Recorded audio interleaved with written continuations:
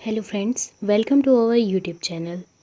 आज हम DElEd second year की संज्ञान अधिगम और बाल विकास विषय के फर्स्ट यूनिट के टॉपिक को आगे बढ़ाते हुए गहने के अधिगम के 8 प्रकारों को पढ़ेंगे। और अभी तक आपने हमारे चैनल को सब्सक्राइब नहीं किया है तो सब्सक्राइब ज़रूर करें, इस वीडियो को लाइक करें और कमेंट में अपने थॉट्स डाउट्स शेयर करें। सो स्टार्ट करते हैं आज की इस क्लास को समझने की। आज का एक टॉपिक है गहने द्वारा अधिगम प्रक्रिया का वर्गीकरण, classification of learning process by गहने। गहने के अधिगम के 8 प्रकारों का वर्णन हमको उनके द्वारा लिखी हुई बुक कंडीशन ऑफ लर्निंग में मिलता है। कंडीशन ऑफ लर्निंग में उन्होंने अधिगम के 8 प्रकारों का वर्णन किया है और उन्होंने एक संचयी अधिगम मॉडल दिया था जिसमें उन्होंने बताया अधिगम प्रभाव संचयी होता है, यानी बालक उसी सीमा तक उच्चतर स्तर के कौशल का विकास कर सकता है जिस सीमा तक वह उन क्षमताओं को सीखता है जो कि एक दूसरे से क्रमागत रूप में बनती जाती हैं। यानी किसी भी एक स्तर के अधिगम के लिए आवश्यक होता है कि उससे नीचे के स्तर के सभी अधिगम पूर्ण हो चुके हों।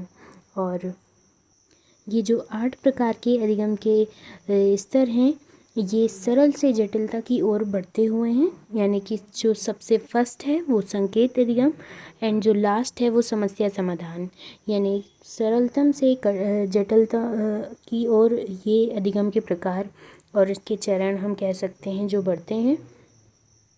इसलिए प्रत्येक चरण को प्राप्त करने के लिए उसके नीचे के चरणों का कंप्लीट होना ज़रूरी है। जैसे यदि बच्चे को शाब्दिक साहचर्य का अधिगम प्रदान किया जा रहा है तो यह सुनिश्चित कर लेना चाहिए कि पहले संकेत अधिगम, उद्दीपक अनुक्रिया अधिगम और संकलन अधिगम ये तीनों अधिगम हो चुके हों, तभी वो इसमें सफलता प्राप्त करेगा और आगे के अधिगम को प्राप्त करेगा।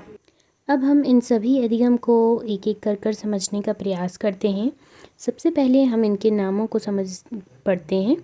सबसे फर्स्ट जो अधिगम है गहने ने दिया है संकेत अधिगम, एंड सेकंड अधिगम है उद्दीपक अनुक्रिया अधिगम, थर्ड है संकलन अधिगम, फोर्थ है शाब्दिक साहचर्य अधिगम, फिफ्थ है अपवर्त्य विभेदीकरण का अधिगम और सिक्स्थ है संकल्पना अधिगम, सेवन्थ है नियम अधिगम और एट्थ है समस्या समाधान अधिगम।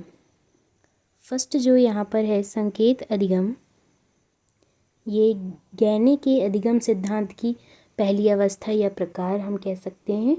यह सरलतम प्रकार का है जो कि छोटे बच्चों को सिखाने के लिए बहुत ही उपयोगी है, क्योंकि अधिकतर छोटे बालक संकेतों के द्वारा शीघ्र ही किसी भी चीज़ को सीख पाते हैं। और ये जो संकेत अधिगम है वो शास्त्रीय अनुबंधन यानी क्लासिकल कंडीशनिंग का प्रतिनिधित्व करता है, यानी संकेतों के प्रति अनुक्रिया करना ही संकेत अधिगम कहलाता है, जो कि छोटे बालकों में अच्छी आदतों को सिखाने के लिए ये बहुत उपयोगी होता है। इसलिए ये सरलतम है सबसे संकेत अधिगम। जैसे कि इसके उदाहरण में हम देख सकते हैं सांप को देखकर डर जाना या किसी परिचित की आवाज़ सुनकर प्रसन्न हो जाना, ये सब संकेत अधिगम के उदाहरण हैं। ये गहने के अधिगम का पहला प्रकार है। अब हम जो सेकंड है उद्दीपक अनुक्रिया अधिगम, इसे समझने का प्रयास करते हैं। इसमें प्राणी या बालक किसी उद्दीपक के प्रति अनुक्रिया करता है जिसका परिणाम अगर अच्छा होता है तो वह उस अनुक्रिया को धीरे धीरे करते करते सीख जाता है। यही उद्दीपक अनुक्रिया अधिगम है जिसमें किसी उद्दीपक के प्रति अनुक्रिया की जाती है और उस अनुक्रिया को यदि वह सकारात्मक प्रभाव वाली हो तो वह धीरे धीरे करते करते सीख जाता है। ये जो है इसके उदाहरण में उद्दीपक अनुक्रिया अधिगम के उदाहरणों में हम थॉर्नडाइक और स्किनर के नियम को देख सकते हैं। थॉर्नडाइक का प्रयास एवं त्रुटि का अधिगम और स्किनर का सक्रिय अनुबंधन का अधिगम ये इसी के अंतर्गत आते हैं उद्दीपक अनुक्रिया अधिगम की। आप ध्यान रखिएगा, थॉर्नडाइक का प्रयास एवं त्रुटि का अधिगम और स्किनर का सक्रिय अनुबंधन का नियम। इसके उदाहरण में हम देख सकते हैं कि एक शिक्षक को देखकर खड़े हो जाना या पिता को देखकर पिता कहना, ये उद्दीपक अनुक्रिया अधिगम है। यानी किसी उद्दीपक के प्रति अनुक्रिया करना ही उद्दीपक अनुक्रिया अधिगम है। इसे हम उपकरणात्मक अधिगम भी कहते हैं। ये आप ध्यान रखिएगा। इसके दोनों नाम, संकेत अधिगम के बाद ये वाला उद्दीपक अनुक्रिया अधिगम आता है, आपको ये भी याद रखना ज़रूरी है। और एक पॉइंट और इसमें इम्पॉर्टेंट है, यदि आप उद्दीपक अनुक्रिया अधिगम सिखा रहे हैं तो उद्दीपक का बार बार रिपीट होना ज़रूरी होता है। जैसे कि हमने देखा था कि थॉर्नडाइक और स्किनर के इसी में शामिल हैं थॉर्नडाइक और स्किनर के इस अधिगम के सिद्धांत। तो थॉर्नडाइक का सिद्धांत यही था कि दोहराने की मात्रा जितनी अधिक होगी वह उतनी ही शीघ्र सीख पाएगा। नेक्स्ट अब हम जो देखते हैं उद्दीपक अनुक्रिया अधिगम के बाद जो अधिगम आता है वो है श्रृंखलन अधिगम। ये तृतीय अधिगम का प्रकार है। जैसा कि नाम से पता लग रहा है, श्रृंखलन अधिगम यानी इसमें दो या दो से ज़्यादा प्रेरकों का संबंध अनुक्रिया से जोड़ दिया जाता है। जैसे कि हमने इसमें देखा था उद्दीपक और अनुक्रिया का अधिगम। यदि इन्हीं उद्दीपक और अनुक्रिया के अधिगम को 2-3 अनुक्रियाओं के आधार पर यानी 2-3 विभिन्न अनुक्रियाओं के आधार पर किसी चीज़ को सिखा रहे हैं तो वह श्रृंखलन अधिगम कहलाता है।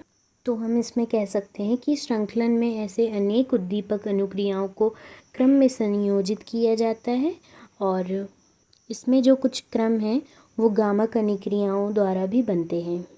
इसका एक उदाहरण हम इस तरह से ले सकते हैं, जैसे एक बालक को बटन बंद करना है तो वह पहले सीढ़ियों से चढ़ेगा, सीढ़ी से चढ़ने के बाद बटन दबाएगा, तब लाइट बंद होगा, ये चालू होगा।